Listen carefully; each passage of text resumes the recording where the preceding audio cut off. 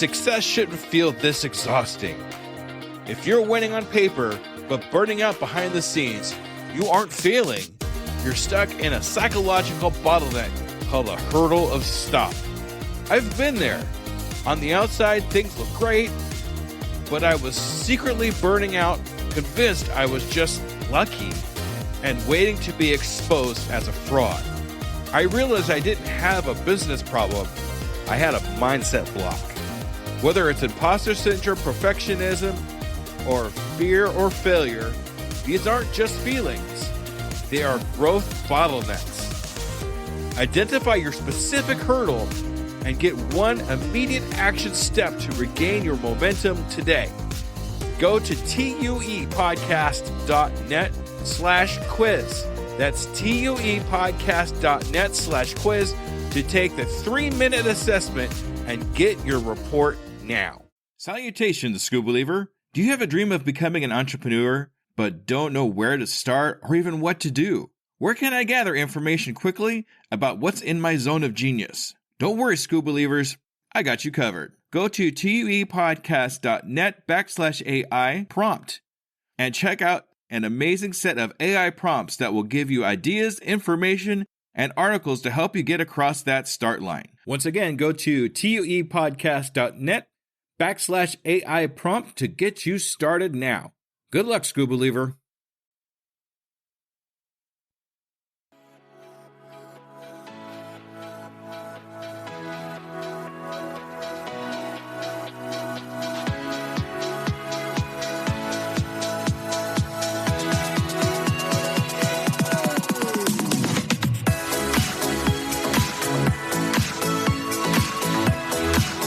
Welcome to The Undiscovered Entrepreneur, the podcast where brand new entrepreneurs come to life and could quite possibly be discovered.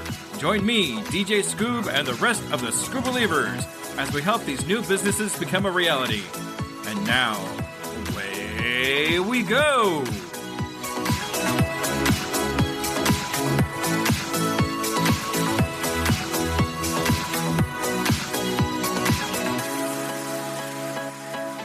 We now join DJ Scoob in the next coaching of Deborah Newt, owner of Leap Life Coaching, already in progress. To talk to you after our last session, we were talking about the modeling thing and your questionnaire, and so many fantastic things have happened to you when we last talked. So I'm really excited to get an update on how things are going with you and how that's all working out. Oh, thank you. Yeah, I've been so excited to talk to you too. I'll tell you what's been going on. Yes. Okay, well, I'll start with the bad news. Yeah, so I got asked immediely, did I tell you that I went to the modeling agency and I got hired? Mm-hmm. Yes, I did, because we texted. Okay. And then just a few days later, they sent me a job. And I accepted, and I was really excited. And then I spoke to my accountant, and he gave me this whole thing about how I can't issue invoices. I'm a freelancer, but I'm like a business consultant. So he said, you can't issue invoices as a model, and it'll mess up. It was just this long, complicated story. So I spoke to them, and I said, unfortunately, I don't know if I can do this. And they were really helpful. They were trying to find ways, but I really couldn't. I don't know. I was just in this really scared mindset. Oh my God, what if I get caught doing something I'm not supposed to be doing? I don't know. Maybe it's not that serious over there, but I guess it is over here. So I'm just fixing my tea. And so I think I burnt that bridge. Which I was really upset about. I think I mourned it, because I just think, I don't know, I was just in this mindset. I can't really describe it. Of course this wouldn't work out. Of course there's going to be something that is going to mess this up. And I'm actually I tear up just thinking about it, because it was something I was so excited about. It was something I was so proud of myself for doing, because it was so different from anything I had ever let myself even dream. So I tried to philosophize it, okay, it doesn't matter. It's, I can't do much about it because especially since I was involved in that legal case years ago, I'm really careful about what I do. Right, right, And so right. maybe I thought, ooh, that looks like good coffee. Well, um, I was like, maybe I dodged a bullet. I tried to see the positive side of it and that it's really not the end of the world. I mean, it was just a totally random thing that occurred to me. And I've still got the podcast, I've still got coaching, I've still got everything else. So maybe it was all meant to happen for a reason. But I was really upset about it. And the good thing about the phase I'm in my life right now is that um everything is making me like turn inside, and see what's really going on. And I was really off for a few days. And I thought, Deb, you're more upset about this than you're letting yourself realize, and that you're giving yourself space to mourn. Like I was really, really sad. But I've just always got this thing where it's like, oh, well, you know what? It's okay. That doesn't matter. But it does matter. And I need to give myself, I needed to acknowledge that this is actually something I'm really upset about. And I need to give myself time to, as I said, like kind of put it to rest. So that was a negative thing. A negative thing. I mean, who knows? But it was something I wasn't. It's something that didn't turn out the way I wanted it to, for sure. And I've just been like, I don't know if you can understand this. You probably can. Like, I've been really struggling with my happiness. Like, it's just been, I guess I'm in a bit of, I wouldn't say a depression, but just, I feel like I should be feeling better than I am. But again, this makes me turn inward. So it's also been really nice to just get really quiet inside and connect to, I've been doing a lot of meditation. I don't know if you meditate. Did you tell me that you do? I try to do at least 5 minutes a day minimum. Sometimes when I actually have time, more, but mainly just 5 minutes. I mean, if you can't find 5 minutes in a day to sit down and just be quiet, then something's going on. But yes, I do still meditate. Exactly. Yeah. Exactly. So sorry that I'm so fidgety, but I just was rushing and my hair looks like crap. No, you're okay. So thank you. So I've been going really deep into meditation. Like sometimes I'm in there for like an hour, and it's been an absolute saving grace because it just helped. I really feel like I'm connecting to something a lot bigger than me, and something that's trying to tell me things that I'm being called to do. So it's a really positive experience. So like it's been a month or so of like wanting to just be more carefree than I yes. am, but also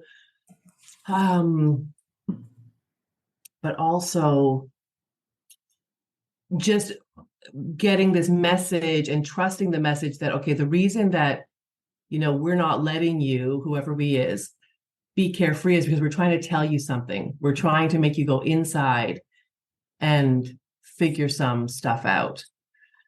And so I can see the good it's doing me. Like it's the first time, I don't know if you saw my recent post about brain fog or if you read it, but about how like instead of trying to avoid it, I'm really trying to look at it.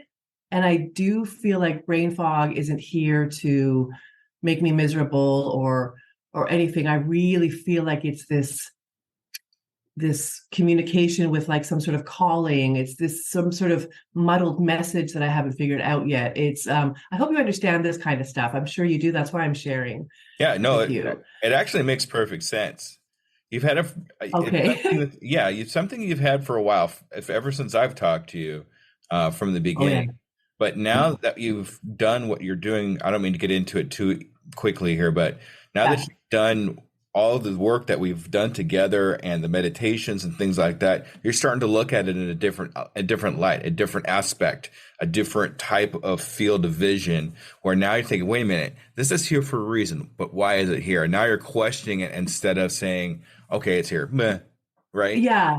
I'm just gonna have to, kiss off the next 2 months of my life because it'll be here and it'll make me miserable. So, you know, that's just deal with it. So yeah, exactly. I'm not looking at that at all. Like I've even thought that because I get this, I only get it on the left side of my brain, and I've been to so many various doctors about what it could be, and they all say, we understand brain fog, but it's so strange that you only get it on the left side of your head. I mean, in general, the left side of my body, and I feel like it's like the left sort of represents your past, and the right represents your future. And I just feel like it's unprocessed. I even think it's tears sometimes. Like I can feel like I don't know if I've told you this before, but if you listen to our episode on crying, I really like, it's really not a joke. Like I stopped crying at some point. I can't, like I can count on both hands how many times I've cried in the last 15 years, let's say. And I really do think that I'm just getting to the root of, okay, what is this sadness that needs to be released and processed and acknowledged? And I also feel like it's also like pent up potential. Like it's just this, it's like a disconnect. I think I wrote this in my post too. Like, it's like, I know that I'm not living the life, not that I'm complaining about my life, but I know that I'm not living the life I'm destined to live. And I feel like the brain fog is coming to remind me, keep going, keep going, keep going. You're not there yet. And there was something else that occurred to me. And this might sound insane, but I really feel like it's my third eye. I don't like to talk too much about this stuff because not everybody understands it, but I think you do. Yeah. You know what the third eye is? Yes. It's like, yeah. I even feel like it's my third eye opening and just trying to make me see things that I haven't been able to see yet. So all of this, I think of as a really positive thing. It's just that you can't be in that euphoric state of meditation, all the time. Right. So I don't feel great all the time, but I mean, how can I explain it? Like, I'm really optimistic. I've never really been able to explain that part of me, how I can feel like, a sadness, but also like complete and utter optimism, and just like in this state of positive anticipation. So I do feel like things are coming. And I also know that I got really stressed about, I don't know, 3 or 4 weeks ago.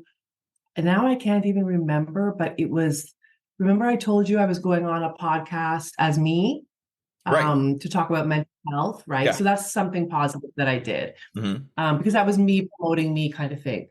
So, but just like, I don't know, a few days before that weekend, I was like, oh my God, I'm not ready to go on that. I've got my own episode to do, all these things like this, it was like this ton of bricks fell down on me. And I'm better, but I feel like the last month, because we're trying to wrap up some episodes before Chris is leaving on holidays first, and then I'm going to leave at some point. We're trying to get episodes done. We've, luckily been asked to be on a whole bunch of podcasts, and we've had to do all the preparation for that. There just hasn't been a moment really where I've been able to say I can just relax. Like, Yeah. I think I'm exhausted. I think I'm exhausted, like, just not like physically, but just always having something on my mind that I've got to do, that I've got to deliver, that I've got to show up for. So I've been thinking like this weekend, but I'm proud of myself, very proud of myself, because on Monday, I was feeling super overwhelmed. Chris and I were supposed to be recording our episode, on Tuesday. Mhm. So that was one thing. And then yesterday we were going on on Scatterbrain podcast, but we actually had to research some stuff for that. And I hadn't done anything. And then I had also scheduled yesterday. So we were going to be on Scatterbrain in the morning. Then I was going to go as me on another podcast that I'll tell you about. Mhm. And then last Tuesday we were supposed to record our episode, and it was my topic. And believe it or not, these topics take a while to research. It's not that easy. Yeah. Oh yeah. Yeah. And especially, I'm trying to get a half an hour here or there, from work, between my daughter, work, and all this stuff. It's not, it really takes a while. And I was so overwhelmed last Monday. And I was so proud of myself because I was like, no. You are not going to sit here in a cloud of overwhelm. What you're going to do is you're going to look at that cloud and you're going to say, what is making up that cloud? Like, that's not just a monolith of stress. That is specific things that can be broken down into bite-sized chunks that you can deal with. Let's do that. So I did that. I was like, okay, I know that I can't get my topic done for Tuesday. I know I worked really hard on the weekend, but it was a lot of research. I needed to do my rewrite. And I was like, I don't want to disappoint Chris. And she's, 9.5 times out of 10 on time.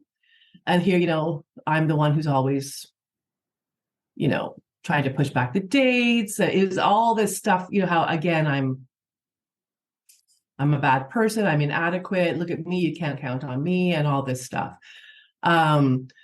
So I was like, I don't want to, and I didn't, Chris is like, one of my best friends, but, sometimes she is like, Deb, come on. If we push this back, then we're going to, and she's right. She's trying to plan this huge trip to the States, and she's got a lot of stuff. So I didn't want to disappoint her, but I was like, I need this right now. So I'm going to try. So I texted her and I said, I really don't think I can get my topic done by Tuesday, especially if I'm supposed to focus on Scatterbrain. And of course, she texts me back and she's like, do not even think about it. Just forget about it. Do your thing, Deb. We've done so well, and we'll get as much done as we can before we leave, but not to the point where we're going to make ourselves sick. So she was like, it brought tears to my eyes. She was so supportive, and she always is, but it was probably my own negative self-talk. So immediately this chunk of the cloud was like, okay, I need to sort you out, but I can put you aside for a minute. I don't need to deal with you immediately. And then I was like, okay, what else is bothering you? So I'm proud of myself that I joined some of those Facebook groups you were telling me about finding a guest or being a guest. Yeah. All of this to promote my coaching. And so that's definitely something that I achieved. And almost immediately, there was a post by a guy called Michael Hogman, he's like an inspirational person, I guess. He has a huge social media following, like 127,000 followers on Instagram. He posts motivational stuff. He's been through his own stuff, like all of us. And I guess, is just trying to share what he's learned from his journey with other people so they don't suffer like he does. So he said, if anybody's interested, text me. So I texted him, and I told him a little bit about me. And he said, yeah, absolutely. Let's set up a prep, like a conversation to see if we're a fit. Right. And then, if you are, we'll record. And, but he's really, I don't know, I was intimidated by him because he has this huge following. I know a lot of people want to be on his show.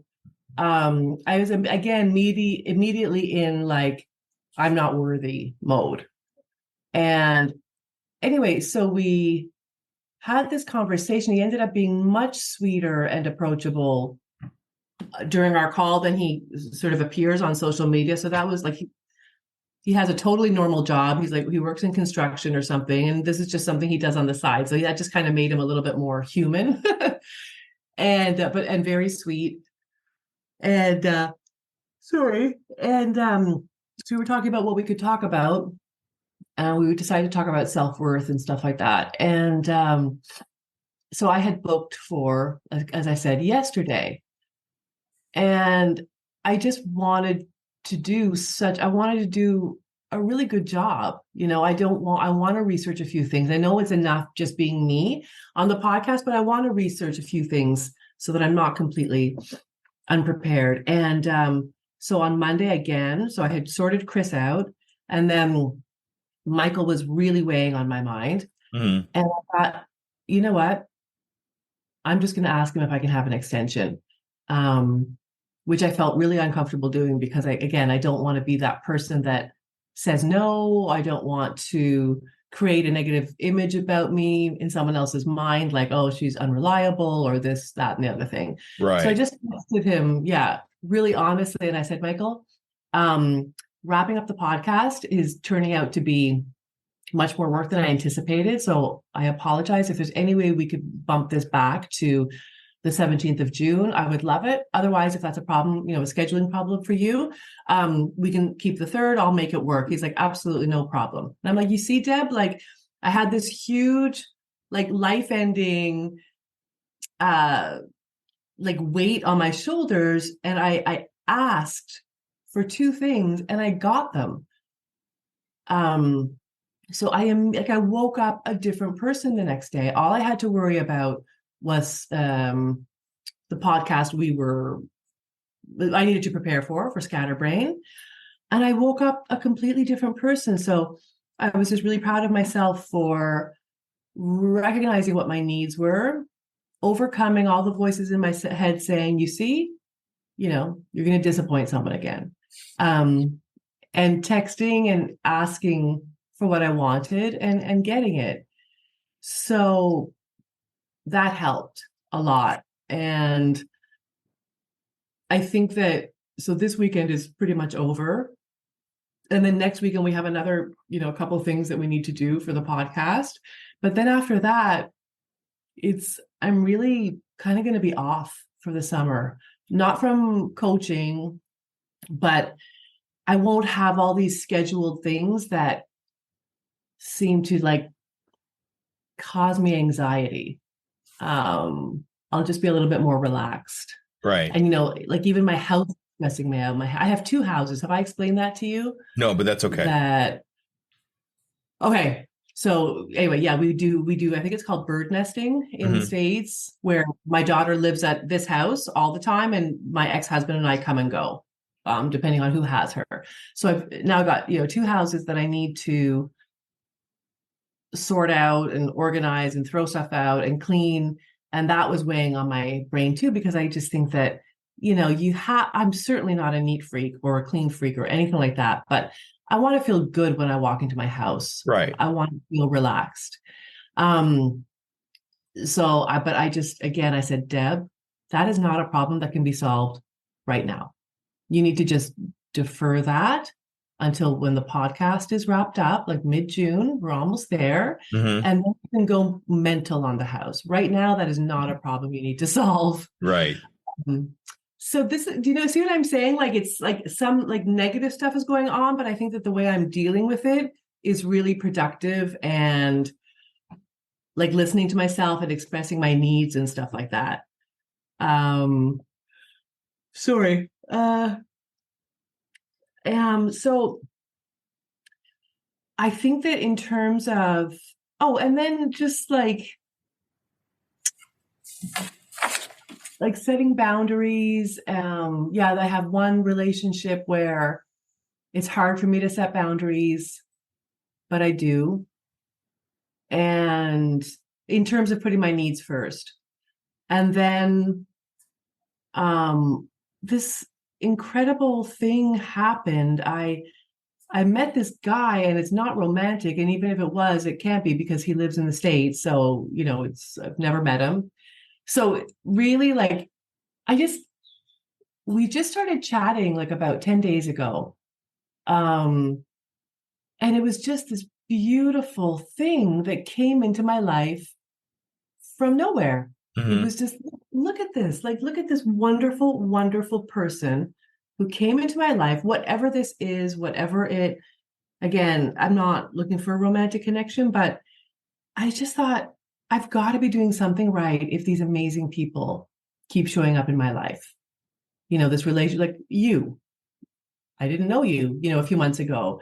Um, of course, I can't think of any other examples now, but um, so I can see the process working, of just sort of sitting back, doing the work, and then just the stuff that I'm sort of subconsciously asking for coming into my life, because this person just made me feel so much less lonely. It was I like talking about deep stuff, and not many people do. And so when somebody who really likes to talk about it like me comes to my life, that's a gift. Mm-hmm. Um, so um, in terms of coaching, so I did the questionnaire. I did Right. the corrections that you asked Mm-hmm. me to do. I sent it to my sister and I asked her to check and tell me if it prompted her to open up a Google Docs and all that stuff. Um, she's like, Deb, I haven't had a chance to fill it out. Anyway, she hasn't gotten back to me. I sent it to another friend and I sent it to you. Right. So I've been so busy that I haven't pushed anybody to get back to me. But that's something I will do maybe, this week, to get some feedback so that I can start working on actually using the questionnaire now that things are quietening down a little bit with the podcast. Um, I've been doing my weekly posts, like more or less, sort of every 10 days or something. Um, that's it. Okay. And no, I was just gonna say, and I'm going on this podcast as me, so that's another thing I'm trying to pursue. Going on podcasts as myself to hopefully generate some sort of interest in me. Oh, and I joined a women's group here in Athens. They're all foreign women, which is something that I wasn't interested in doing. I did it years ago, and it was beautiful at the time, but I didn't feel the need to do it after that. But I forced myself to.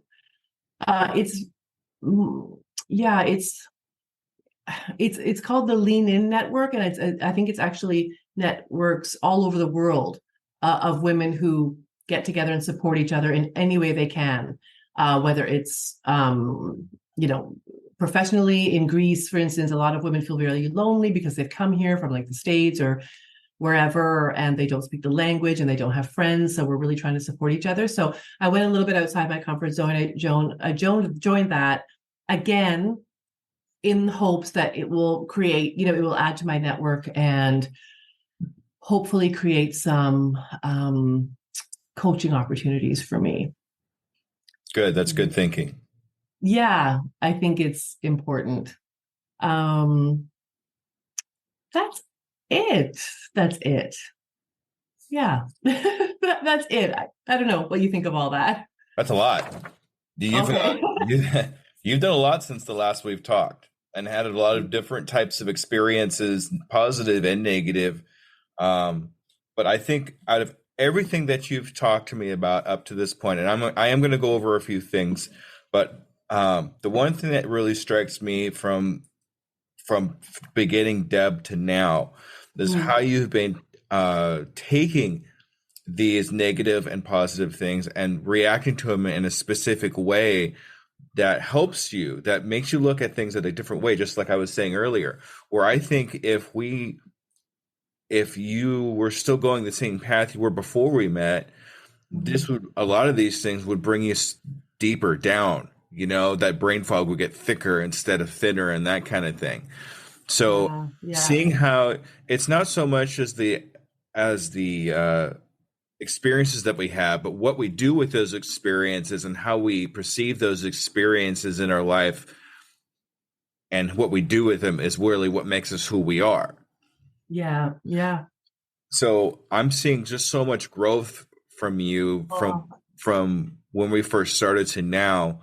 And I don't know I don't know if I had anything to do with that, and if I did, great. But whatever the situation is, you are taking these experiences so much differently and so much better and much more positive than you could have probably done before.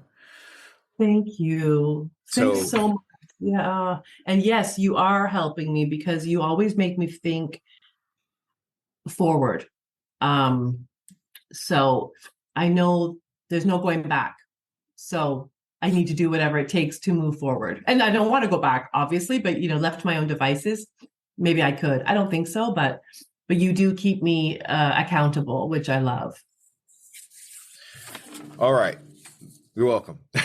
Yeah, thank you. Can I even say thank you? I'm going to talk a little. I want to talk about the Leaning Network a little bit, and I actually, Mhm. is this group has been around for a while? It sounds like. So I'm just muting my phone, which I didn't do before. That's okay. No, not. I mean, it's been all over the world, I think, for a long time, but I think this is the first time one is being established in Greece. If they have a website or any way to get their word out, I would really appreciate you sending that to me so I could promote them a little bit.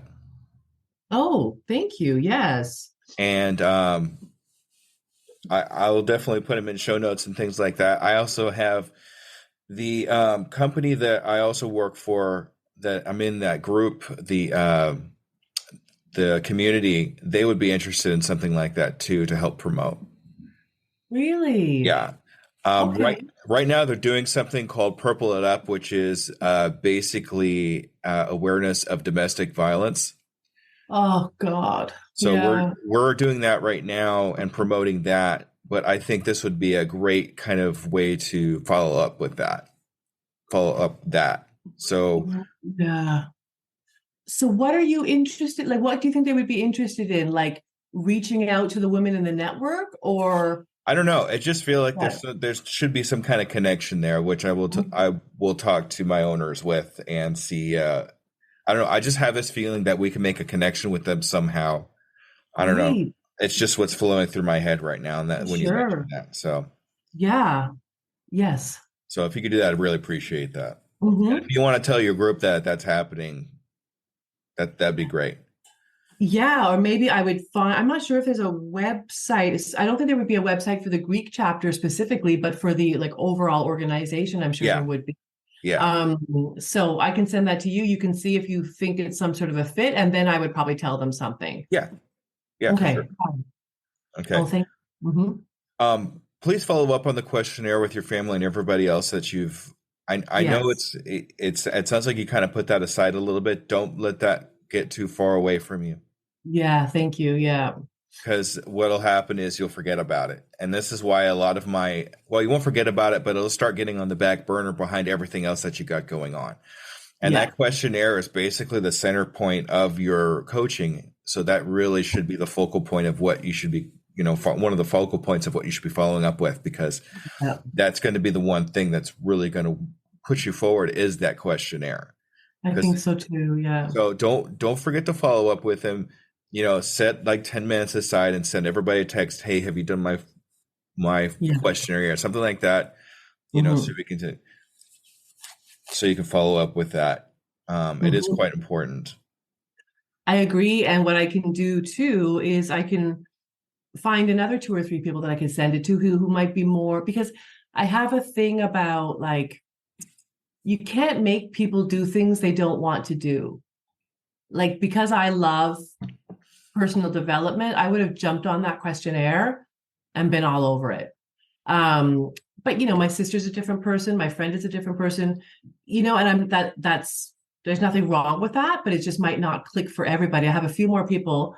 I have one person in particular who I told about, and she seemed quite interested in it. So maybe I could send it to her.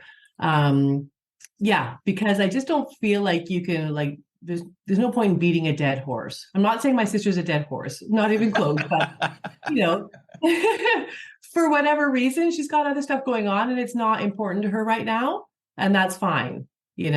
So maybe it'll be, and I think that if somebody fills it in like from a place of, oh, I just need to get this done to help Deb, because of course she wants to help me.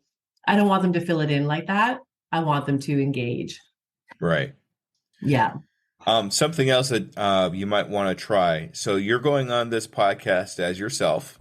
Mm-hmm. Mm-hmm. So why don't you work something out with them where you can actually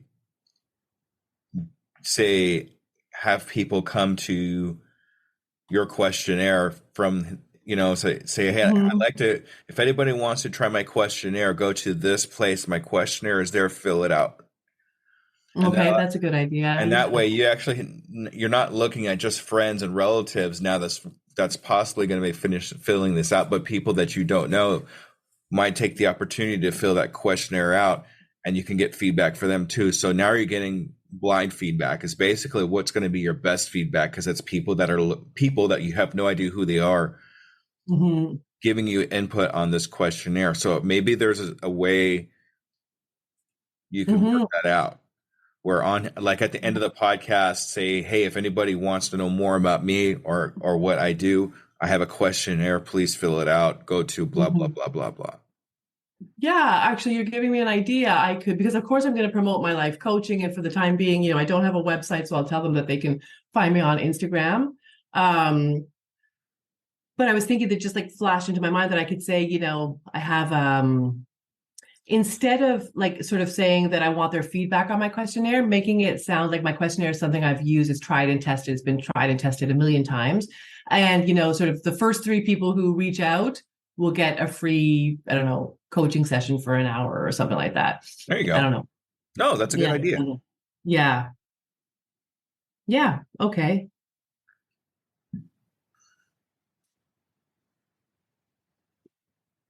So that Okay. coaching session might even blow up, and if they take you up on the coaching session, that might blow up into a client. Who knows? Exactly. That would be the point. Yeah. Yes. Okay. Mm-hmm. Um, I've also been noticing lately, especially lately, since we've been talking, you've been attracting a lot more positivity to yourself. You're meeting a lot of new Yeah. people, and you're opening up to other experiences and things like that. Just like this other person that you're talking about, uh, Yeah. this new friend of yours seems to be very positive and a good person so far. But make sure you keep your boundaries. Boundaries are really super important. I know you say when you were Yes. talking to me, you said I'm trying to keep these boundaries. And the way you Yeah. worded that to me Yeah. was like, well, I kind of have boundaries, but you got to be a Yeah. little more, you got to be a little more Yeah. firm, not just when you set your boundaries, but when you even talk about your boundaries, because how you talk about yourself is how you're going to express yourself. So the boundaries that you set for yourself, Right. when you say to yourself, well, I kind of have these boundaries that I'm trying, you got to be a little more firm. I have these boundaries, just like we talked about the imposter syndrome. How you say Mhm. them is how you're going to Yeah. perceive them in your head. So Yes. just make sure when you have these boundaries, I have these boundaries and I set them for myself. Because if you think of it that way, then that's what they're going to be. There's going to be set boundaries that no one's going to be able to cross unless you let them. Yeah, you're right. I do try to be really careful about my language, and you're right. That's a good reminder. Yeah. I'm not trying to be psychological about it. It's just, I'm not a I psychiatrist love or psychological. No, anything. I love psychological. It speaks to Okay. me, so we're good. All right. So this podcast that you're going on, I think that's going to be monumental for you. That's going to be the first one that's going to like kind of break the ice for you to be comfortable going on other podcasts and things like that. But one thing I want to talk about too is no one really knows what you want or need until you ask. You can't just assume their emotions, their feelings, their personalities, you know, and Mm-hmm. just figure out, oh, he's this big person, so he's going to be this way. But he's really not. Yeah. And that's one thing I've noticed too, especially doing what I do, is I've noticed that people, even though they might perceive like on the podcast or something, like they might seem like this big monumental person that has 100,000, 200,000 followers, they're still a person. They're still a human. Yeah. So treat them as a friend. Treat them as, I Yeah. mean, my guy, Pat Flynn, Mhm. he's huge. I mean, that guy is amazing. And Mhm.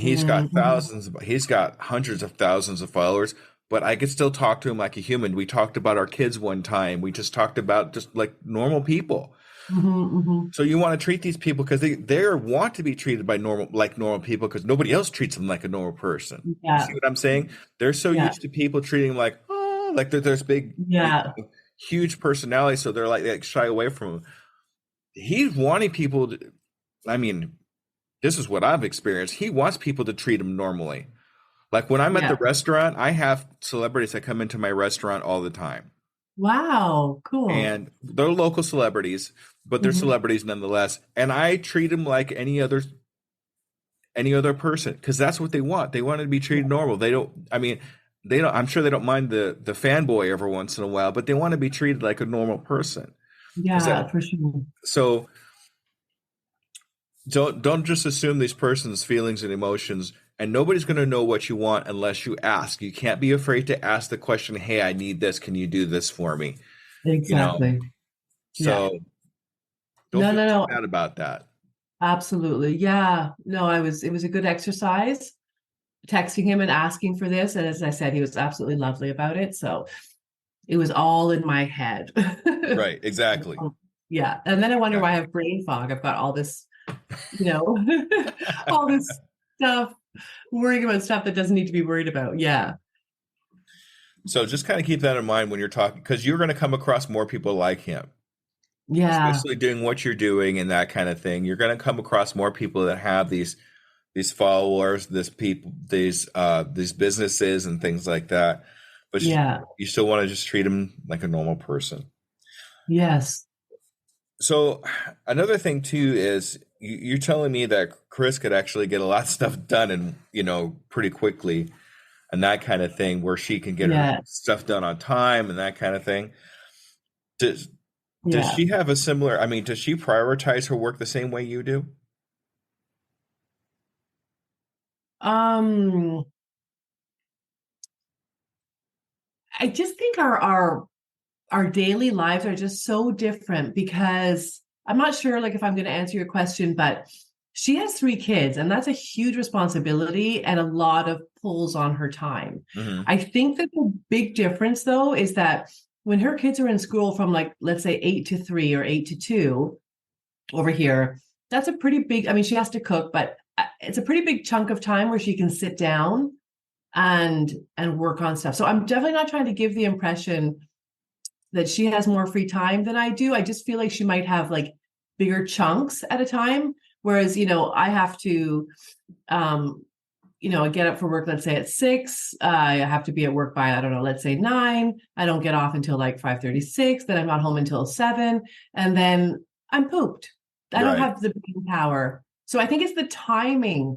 Like it's not that she has less work, but I think that she um has bigger chunks of time at like a time of day that's a little bit more conducive to working. I don't compare myself to Chris, like really. Yeah, I don't know, maybe I do and I don't realize it. Probably. I'm just curious. You may be able to, I don't know if you've ever done this before, but sit down and actually ask her how she prioritizes her time, Hmm. and then Hmm. maybe you could learn something from that. Yeah, true.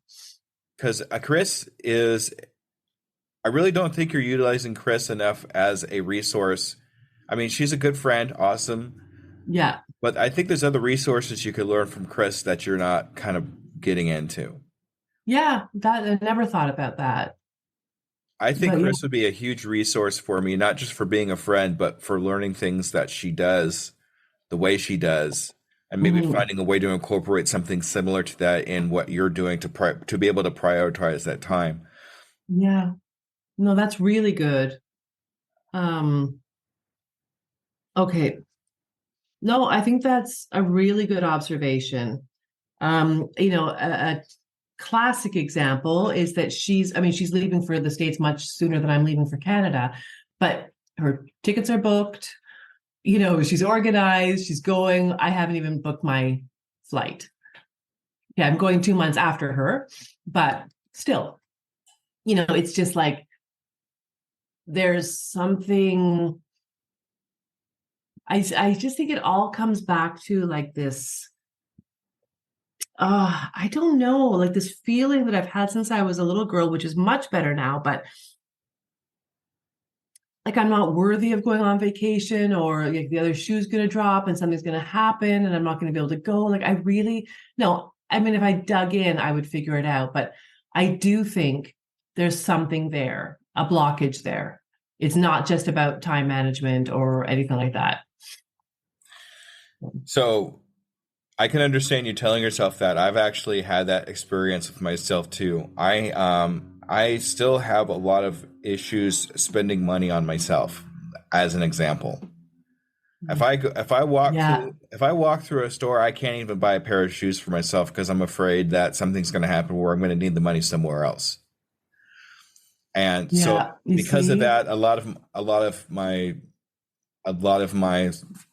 this is something I'm learning for myself, so I'm sorry, but Yeah.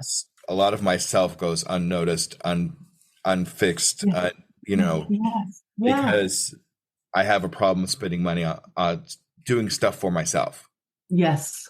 So, Uh, and this is why a lot of what I've done with the podcast and a lot of the coaching, I've learned that I can prioritize myself first on at least a few things that I'm learning. This is something I'm learning for myself. So, yeah. Good for you. yeah. So this feels kind of weird to talk about, especially when I'm supposed to be coaching you anyway. No, So, no, a wise coach told me that you have to be relatable.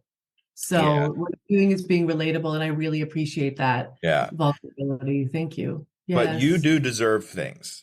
I know. You totally deserve things. There are things that you have done in the last couple months that I've talked to you have been amazing, and you deserve something for your hard work. You really do. Mm, yes, So I know. Yeah, don't be afraid to reward yourself for your work, because that's what we really do when we work towards things like this. We want to reward ourselves for the hard work because nobody else is going to reward you for what you do. exactly. So Yeah, that's what we got to do. We have to reward ourselves. So don't be afraid to do that. You deserve this trip. You deserve this upgrade in your computer, whatever it is that you're working towards as a yeah. goal. You deserve that goal. Thank you. Yeah, I know. And actually, that just reminded me of something. Which is related to what we're saying. I met a guy last year when I was in Canada. I was actually with my mom. We were at Starbucks, and he was just, I don't know how we started talking, but just a super friendly guy. Originally from Jordan, lived for years in Dubai, and is now settled in Canada, has kids, a wife, and all that stuff. And we connected on LinkedIn, and we just, every, once a month or so, we text with each other. He's just a really sweet guy, bubbly, enthusiastic. And I'm not sure how it happened, but, and again, it's nothing romantic, like whatsoever. And he's like, I think I said something like, okay, I'll see you in Canada when I'm home. He's like, actually, no, because I'm going to my brother's wedding in Jordan. And I was like, oh, shoot, I'm going to miss you. He's like, well, why don't you come? Like, he's just one of those guys. And he's going to be with his wife and stuff. Like, it's really not Right. anything sinister. Right. And I was like, I think I'm going to go. I think I'm going to go. I'm going to spend the money. I love the Middle East. You know that from the podcast. I'm Mhm. obsessed with, like, I love the story of the Bible. I'm not necessarily a Bible toting, Christian, but I love the story of Jesus as a historical figure. Right. Just like I like the story of a lot of people, teachers, like Jesus was. Like Jordan is where he was baptized by, his cousin, John the Baptist. Like I get chills thinking of, like, and again, it's one of those things where I'm like, I manifested this. This is not anything to be scoffed at. Like, this is an opportunity that I brought into my life through everything I've been doing. So I think I am going to go. So I want to book that too. But again, it's like I've got all this like fear, like, oh my God, what the hell? I'm Hmm. going to go to Jordan. And, if I don't find a friend to come with me, I'm going to go by myself, because screw it. I'm not going to miss this opportunity. I think there are instincts too, though. Like, I think instinctively I know that I'll be fine. Um, And my daughter, I was telling my daughter about it, and she's like, "Can I come?" I said, "No." And I felt so bad, but that was a really hard boundary for me to put, because if I do this, I want to do this 100% for myself.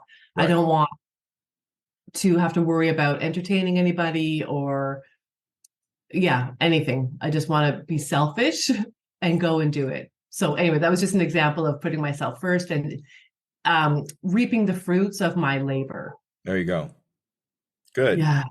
You should actually do a couple recordings of yourself while you're out there. Make sure you post some stuff while you're out there. Yeah. That'll be a Yes. lot of fun, I think. I It think a lot of was. people would like to go with you. Oh, I think so too. And especially with, I know that Jordan isn't in Mesopotamia, but it's Right. very close. So I think people would love all that reference. If you can make it out to Mesopotamia, I think that would definitely be the icing on the cake there for a lot of things. Chris might never speak to me again if I don't. I was thinking of inviting her actually. I'm gonna see. I'm gonna see. All right. All right. So I'm going to get into a couple of things we talked about that weren't so great, because I do have a few things I do want to say about that. First of all, I am sorry that you couldn't continue on with the modeling thing. I feel really bad about that. Thank you. I wouldn't completely give up on that quite yet. Yeah. What I'd like to know is, I'm going to ask you a question here, is what, from the experience of getting, from starting to look for the modeling to actually getting to the job, and even though we didn't go much further than that, what can we learn from that experience? What did we learn from that experience? Really, that the sky's the limit. There's no, like, a few things. The sky's the limit. Like, there's no end to my potential. I know that.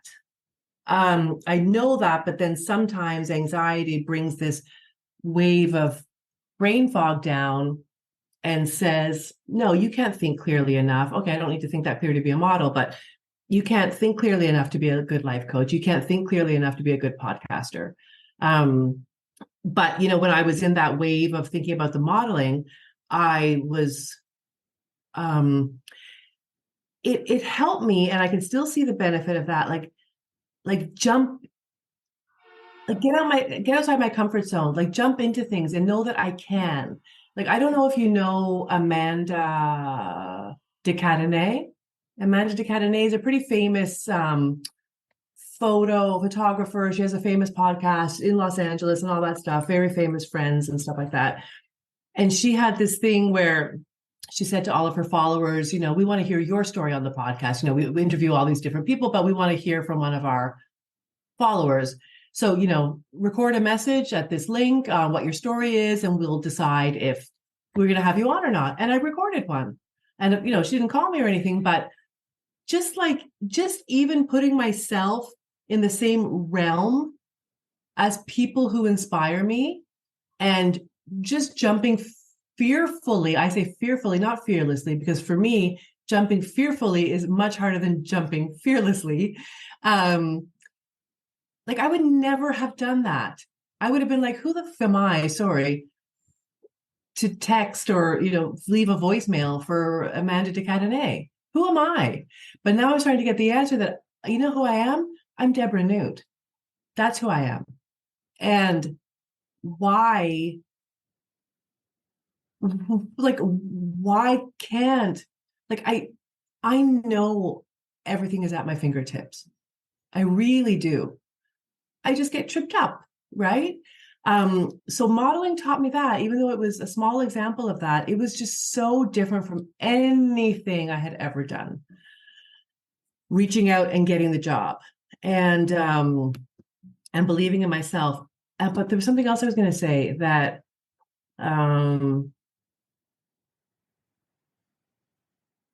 maybe it'll come to me later. There was something I was going to say, like, as you asked sort of what I learned from that. Yeah.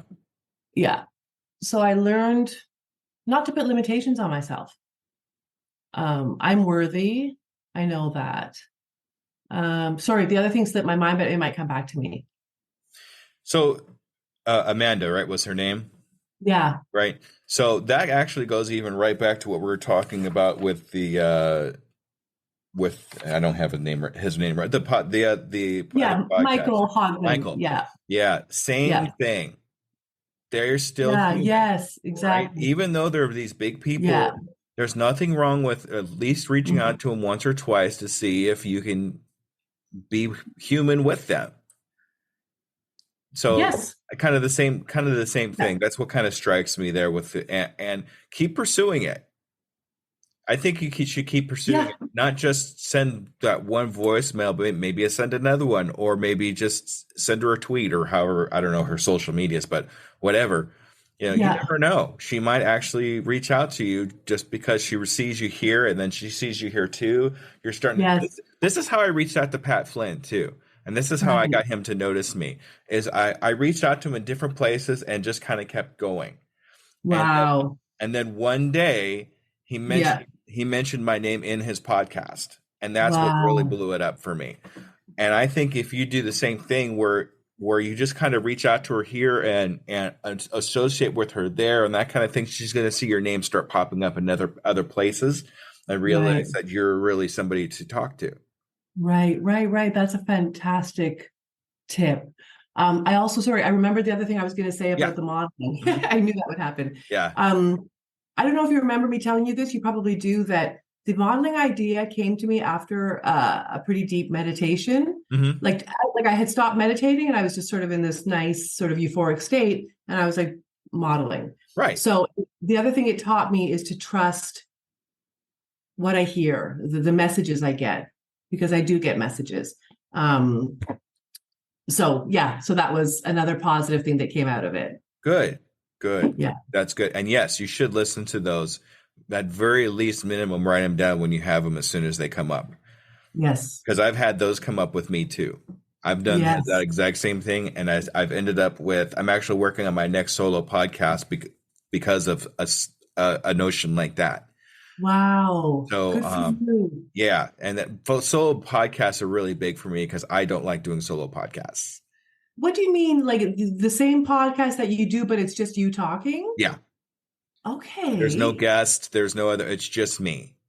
So Wow. the funny thing is the one podcast that I have so far that is a solo is my highest downloaded podcast.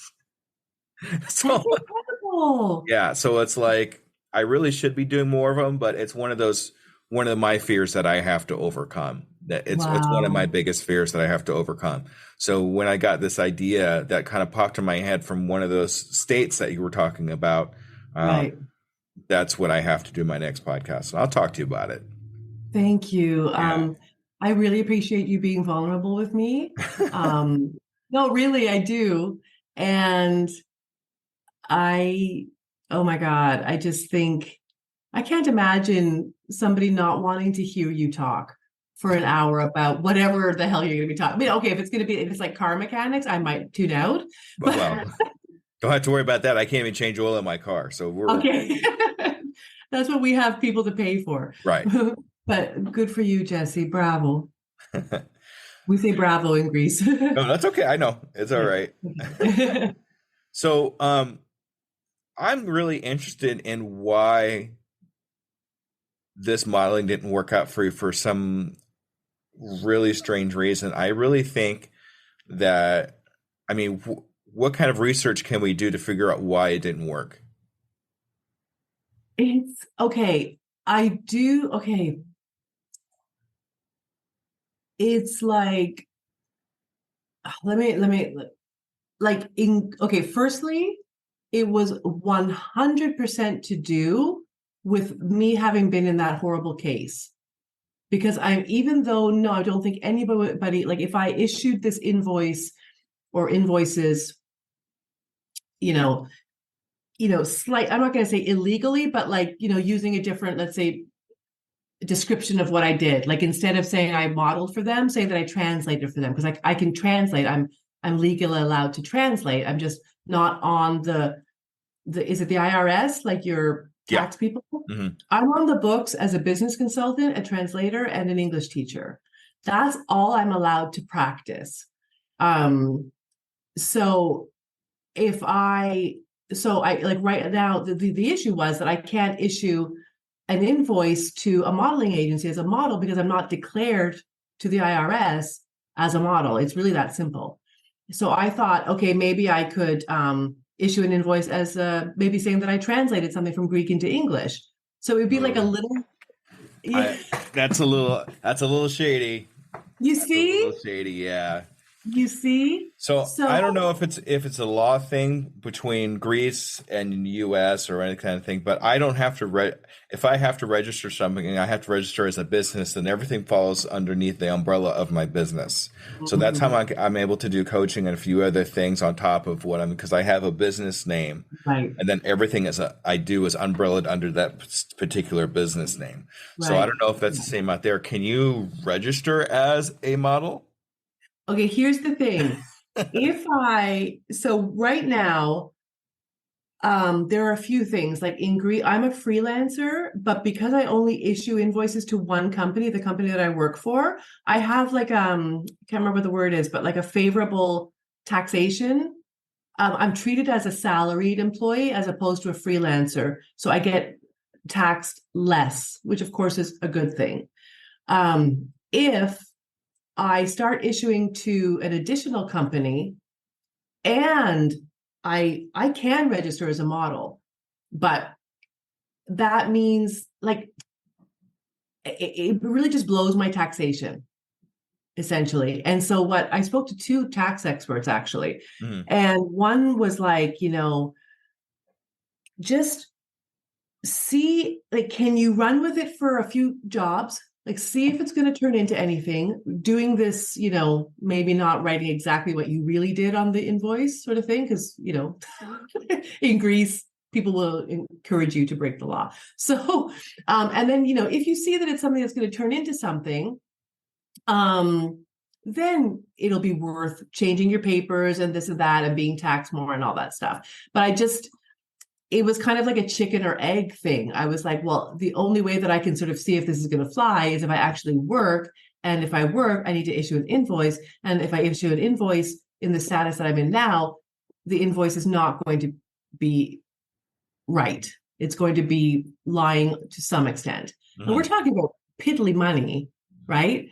And I'm sure, this tax expert was like, Deb, you know that because this the modeling gig, I don't know if I told you this, it was mainly for commercials. It wasn't like print, like magazines and Right. stuff like that. Right. Yeah. So like you know that the tax office isn't sitting around watching TV trying to screw models over, And I'm like, yeah, but that's what I said about the other case that I got involved in. Right. Right. And So your past experience is kind of overtaking what they're saying. 100, Yeah. 100%. But Jesse, I do think that, the modeling thing came up for a reason. I don't think it's dead. I don't think it's dead. It might come up again in the way that it's supposed to and in a doable way. Did you happen to network with any other models while you were doing this? Well, no, because I only went for an interview. I got hired and then I didn't, couldn't even go on my first job. So I'm thinking, is there any other this possibility that there might be somebody else in that group or anywhere else that might be going through the same thing that you're going through right now, or has gone through the same thing you're going through right now? It could be. Yeah, I'm not sure. Because I know. if you could Yeah. find a person that's gone through the same thing that you're going through right now, you could pick their brain and ask them, how did you overcome this? What was the thing that you did to get past this invoice thing or whatever? Okay. Because I think now you know the industry a little bit, you might be able to find other people in that same industry that might have experienced something similar to you.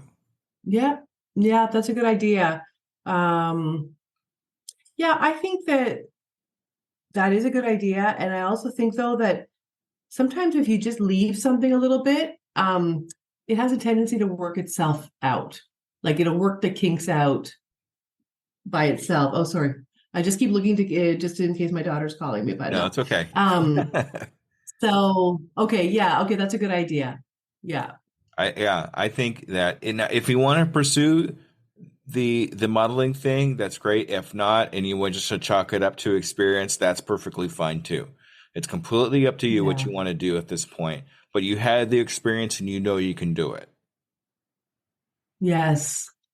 Yeah. And I And I think also know that I can, sorry. Yeah, go no, ahead. no, go ahead. I want to hear that thought. Yeah, I was just going to say that I also know that like other stuff will come up. Like maybe it wasn't, you know, maybe the whole thing wasn't for me to be a model. Like maybe it was just like to plant this seed that I can do other stuff. Right. So anyway, I think I lost my train of thought, but that's okay. Well, it just makes me think that what was the whole purpose of the model to begin with? What was the thing that was going through your head when you said, I want to model this because? I think that I was looking at my gifts and talents and thinking outside the box on what I can do. So it was just about exploring something completely different that I can do and that I'm proud that I can do because I have worked on my body for so many years and I take care of myself and all that kind of stuff. So I think that I also think that something that's going on with me, and I never want to sound ungrateful, but I think I'm really bored with my everyday routine work. Yeah, no, right? Join the club. Yeah. Yeah. So this was like so different. My heart was like going pitter patter because it was just so different from anything I've ever done or even allowed myself to think I can do. Um, so yeah, I think I was just trying to taste a different kind of life, and of course, additional income, of course, and Of course. easy money, easy money. But what I'm saying is, and I remember what you said when we first talked about this, and this is why I'm going back to this. Mhm. What was the thing that was most important to you about doing this modeling? What were you trying to represent? Oh, how, you know, life can start at 50. Is that what you're talking about? Yes. So why do you need a modeling agency to prove that point? Yeah, exactly. I don't. Why can't you just do it on your own? Why can't you just like start some things or join some groups or something like that where you could start presenting yourself as that, as life after 50 starts? Yes. Yeah. Yes. That it's funny. I was talking to a friend of mine about my niche. She used to be a life coach. Now she's a certified therapist. And she was like, have you found your niche? And I'm like, no, because I haven't even gotten my feet wet. And that could be a niche. Yeah, that could be a niche. We talked a lot about mental health and how much experience I have with my own. And she was like, Deb, you could give so much hope to people struggling with mental health. Like that could be your niche.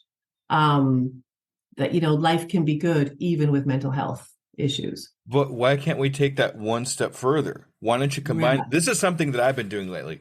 Why can't you Uh-huh. combine the two? Right. Yeah. Helping people over 50 with mental health issues, or you've got Yes. some great things going, but you have them over here. Mash them Yeah. together and make one product Yeah. that can be really beneficial for you. You're right, because, and I'm even thinking about, going on this podcast. I don't want to just present myself as a life coach. That's so general and vague. It doesn't convey any information. I mean, the undiscovered entrepreneur, is so clear that, right, that you Right. are a business coach, an entrepreneurial coach. Where I don't like, I think I want to say something a little bit more unique and close to what I'm hoping to do. So this is really helpful, helping people over 50.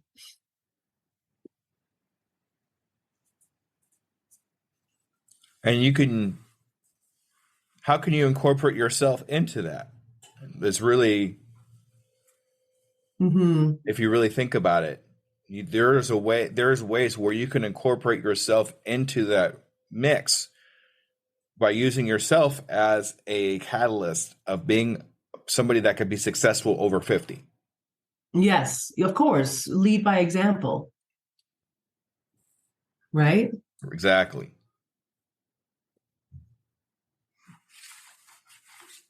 Yeah, that's really good, Jesse. Thank you. Yeah. Yeah. So, and like I said, if you want to research the whole modeling thing, you can, but I think it was more of an experience thing, something you wanted to try, but something that you could learn from that you can use in your entrepreneur adventure, Yeah. the experience and what it taught you and that kind of thing. Right. But Yeah, I if you agree. want to pursue it by all means. I think it's great. I think it's great too. To be honest, the funny thing is that I think that before, like, all of this with the tax stuff came up on a Monday. And that Saturday, I went to the gym the previous Saturday and I really messed up my foot. Like, I wasn't doing anything with my foot, but I don't know what happened exactly. I guess I wasn't quite ready to go to the gym. And and I was thinking, it's actually a blessing that I didn't get that job because I would have been hobbling. Like, Mm. it took quite a while. So, I'm always looking for little ideas that Maybe maybe it this was happened for a reason. Maybe it went that way for a reason. exactly. Yeah. And the other part of it is that, the gym is an important part of my life. And I've really just given myself permission to not go until my foot really does get better. So Right. I don't even think I'm in like the best shape of my life right this second to be doing the modeling. So maybe it was all meant to happen for a reason. That makes sense to me. That Yeah. makes sense to me. Yeah. The truth is in the cracks. That's right. Yeah. Um, One thing I want to hit on too here real quick, and if this gets a little too weird for you, that's just let me know. But giving yourself the room to have emotion. Yeah. And this is excuse me. This is something I've been learning too. Not just the raw emotion of anger or crying or anything like that, but the mixture, the different types of emotions that we have as humans. You need to give yourself the room to have those emotions. It's not going to do any good bottling them up. It's not going to do any good pushing them down, because if you do that, it's like a balloon, you blow up. Yeah, exactly. So I know it sounds like there are sometimes you are struggling with emotions. Oh, yes. Oh, yes. You need to be able to express those emotions in one way, shape, or form. Whether it's like talking to somebody, even talking, I know it sounds kind of weird, but even talking to yourself. Like Yeah. there's times where I will just look in the mirror and just talk to myself. Yeah. Why are you doing this? Why are you feeling this? These are questions that I Wow. ask myself all the time, even in my head. I'm feeling this emotion. Why am I feeling this emotion? Do I need to express this emotion? Do I need to sit down and meditate on this emotion? Do I need to just cry? Do I need to watch a really sad movie and just cry for no reason? Mm-hmm. Things like that. Um, Yeah. a lot of that I'm also exploring while I'm in my meditation. Yes. Yes. Exploring my emotions while in meditation it's very enlightening, because you're already looking inside yourself for answers. That's Mm-hmm. basically why we do meditation, is not just to calm Mm-hmm. ourselves, but to find ourselves. Exactly. So I would actually ask you to give yourself more room to express emotion and to Thank you. feel Yeah. emotion. Now, you don't need my permission to do that, just so you know. No, But no, but it's encouragement, yeah, and it's key for me. It really is. Like, you've hit on something very key, because um I think that I was in so much pain for so long that I just learned to stifle my emotions, because I was afraid that if I there's so much packed in there that I haven't unpacked yet, but I am unpacking it finally. But I think I was afraid that if I let my emotions go, they would be so overwhelming that I would never like snap back, right? But then I also have it very deeply ingrained in me that to ask for help or to not be capable, to admit any kind of vulnerability means that I'm not capable, I'm not strong enough, I'm not, I have a very hard time accepting help, very hard time, because I'm usually the one giving the help. And it's like, even like this, I hope I say it in a way that you'll understand. Like, even sometimes being coached by you, it's like, Deb, you know, you don't need help. You don't need, you know this stuff. Do you know what I'm saying? Like, Yes. it's right. So it's really hard for me to accept that I don't have all the answers. I can't solve everything. And you know what?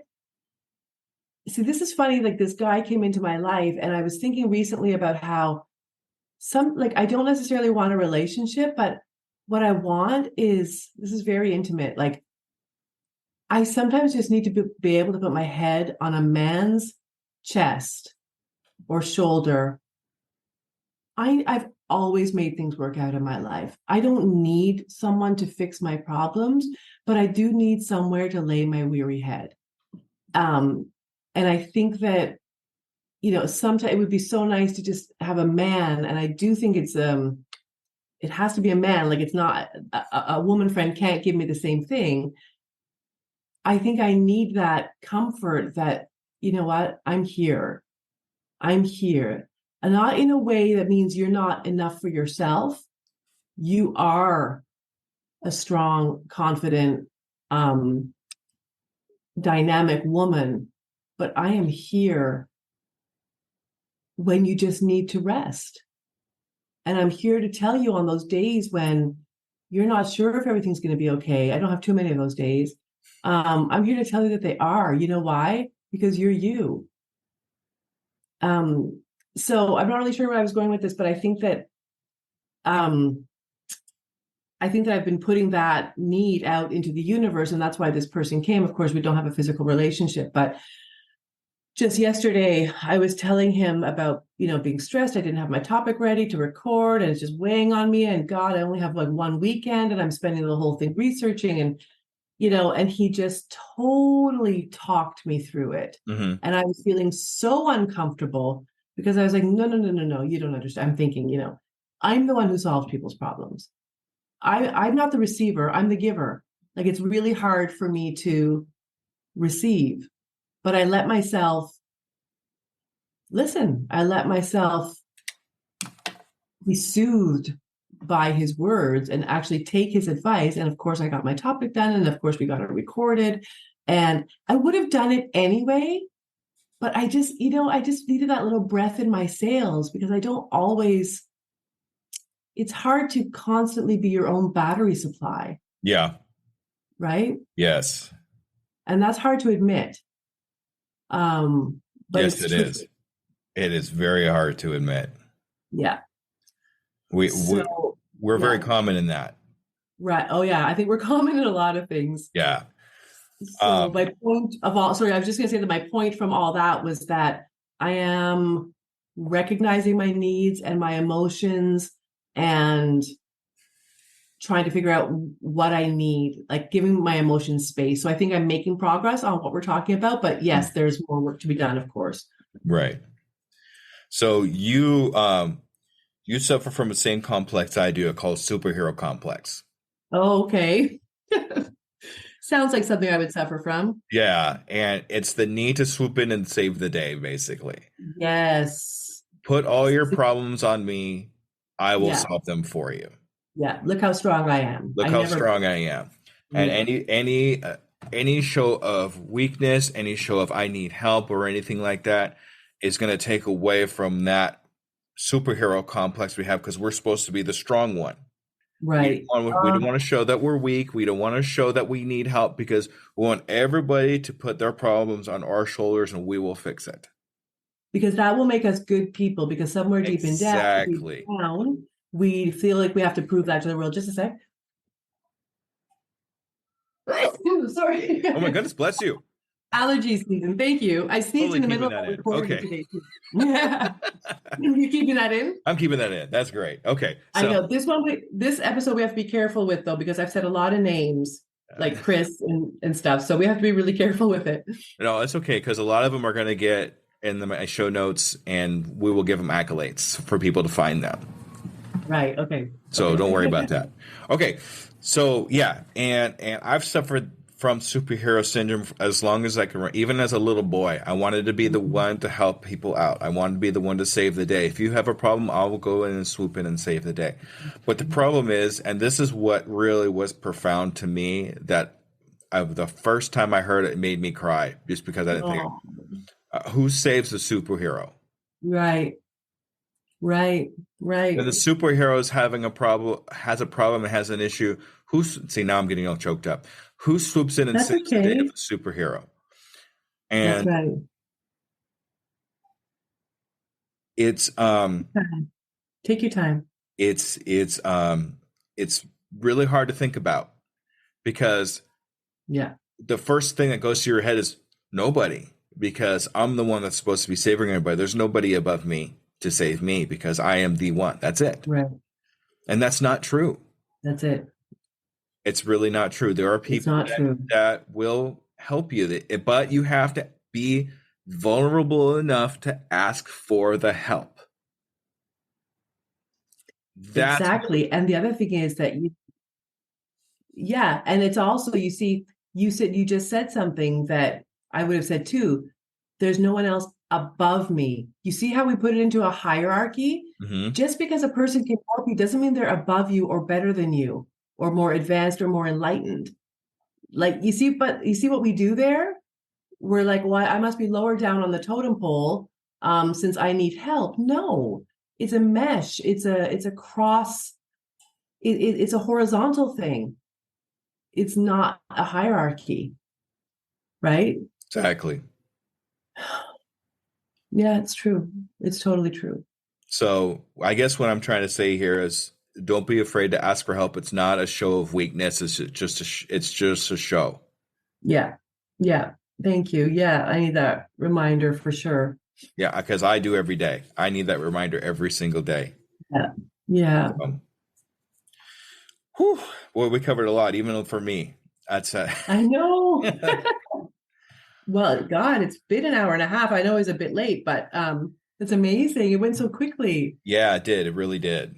I just really like the fact that you're being really a lot more optimistic than you used to be about everything that's happening. Yes, me too. So I really commend you for that. I applaud you for that. Thank you very much for being you. And you are enough. Oh, You really are enough. I know. So are you. So are you, Jesse. I do my best. I try.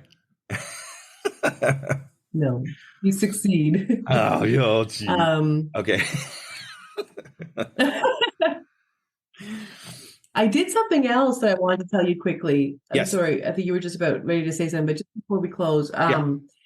I had I was really concerned about my daughter about 2 weeks ago. I think that might have been the weekend that I canceled with you, but Mhm. she's fine. But Okay. there's just some stuff going on, Right. and I just feel the need to be closer to her. And especially now that I'm separated, I spend even less time with her.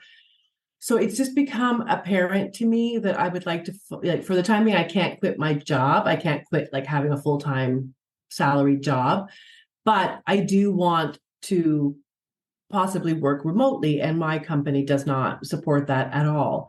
So I've been thinking, okay, maybe once maybe from September, I can look for a job that does allow me to work remotely, because there are a lot of jobs that do. Mhm. And so that's, again, very far outside my comfort zone. But so this recruiter that I know, again, from LinkedIn, we've been in touch over the years. He's approached me for a few jobs, and I've just kept telling him I'm not interested in making a career change, but we've been friends and sort of texting. And he texted me about something sort of friendly on Friday. And I said, I answered him and stuff, but then I was like, you know what, Dan, I think I might actually be ready for that career change we've been talking about, and which was really hard for me to write. And he's like, fantastic. Okay, let's set up a chat. So we're supposed to be talking at some point tomorrow. But again, another move that I made that could be something exciting, but definitely scary, because I've been at this company for 12 years and it's hard for me to, like, it's kind of a no-brainer. Whereas if I start a new job, I have to prove myself and all that stuff. But I'll just have to weigh the benefits if I do get an interview or something. I'll just have to, oh, sorry. I'll just have to weigh it all out and see what to do. I know it's kind of late for you compared to me, so. It's not that late, but I think it's allergies and stuff. Okay. So, yeah. Yeah, I would actually sit down and physically write pros and cons of both. I know that sounds very cliche and that kind of thing, but ultimately when you see it in front of you and kind of like take note of everything that's pro and con of both all in one piece of paper, it gives you a better idea and a clearer picture of what you're going to be into instead of just like putting it in your head, because it gets jumbled up in there. I know it does for me too. But putting things out, or even do the sticky note thing like I did with you a couple of times ago, whatever it is that you can get those ideas out of your head, why I should this, why I shouldn't do this, you know. But ultimately, I'm glad you're getting out of your comfort zone and exploring other things that you generally would not do. Yeah. And I think that's really exactly. Oh my God. Yeah. Thank you. I do too. And you're definitely helping. So that's why I signed up with you. I wouldn't have signed up with you if you weren't helping. It's pretty simple. Well, I'm glad to be of service. Thank you for listening to the coaching edition of The Undiscovered Entrepreneur, brought to you by Doing It Today Coaching. If you want to get across the start line, contact me, DJ Scoob, at doingittodaycoaching@gmail.com. Say the words "do it now" for a free 2-hour discovery call to see how I can help you in your entrepreneur adventure. Art and graphics by Elaine Wilson, supported by my Patreons, Brian Briggs of Ocean Tree Creative and Oliver Siegel of Anal, and hosted by me, DJ Scoob. Click the show notes below for more information. And remember, I can, I am, I will, and I'm doing it today.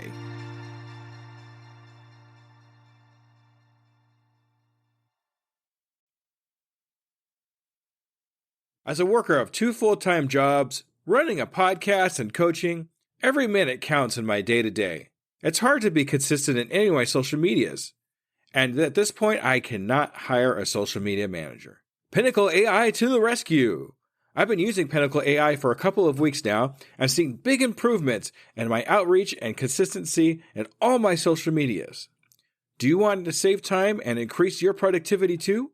Go to tuepodcast.net/AI for more information. Save yourself time and grow your brand. Try it now and see what it can do for you. Hello, Scoob Believers. Let me ask you a real quick question. How many cups of coffee have you had today? 3, 5, 7? And let me guess, you've got a Red Bull in the other hand just in case, right? Yeah, I see you. Now here's the truth bomb nobody wants to hear. You're not building a business. You're building a caffeine dependency. Listen, I get it. When you're grinding 12, 14, 16-hour days, you're building something from nothing. When you've got payroll to meet, investors to impress, and visions that won't wait. You need fuel. But what if I told you that the fuel that you're using is actually slowing you down? What if the very thing that you think is keeping you sharp is actually making you dull? Enter Rise Coffee. This isn't your grandma's mushroom tea. This isn't some hippie wellness trend. This is science meets performance. And here's what makes Rise different.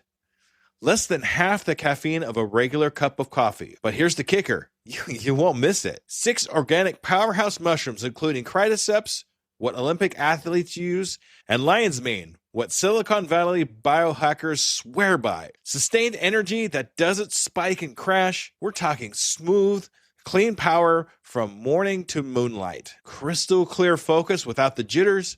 Imagine closing the deal with calm, confident mind instead of the caffeine chaos. Gut health and immune support, because what's the point of building an empire if you're too sick to enjoy it? So here's the challenge to you.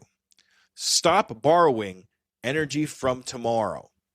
Stop running on fumes and call it a hustle. Stop wearing your caffeine addiction like a badge of honor. Real entrepreneurs optimize, real entrepreneurs adapt, real entrepreneurs win. You can't win if you're crashing at 2 p.m. while your competition is just getting started. Break the cycle. Head to risesuperfoods.com right now and use code PODNA15 for 50% off your first order. That's PODNA15 for 15% off. Try it for 30 days. If you don't feel the difference, if you don't feel sharper, calmer, more focused, more alive, then go back to your 6-a-day cup habit. But I'm telling you, you won't, because once you feel what real energy feels like, you'll never go back. Ditch the addiction, fuel your empire, and rise up. Rise Coffee, energy that builds, not burns.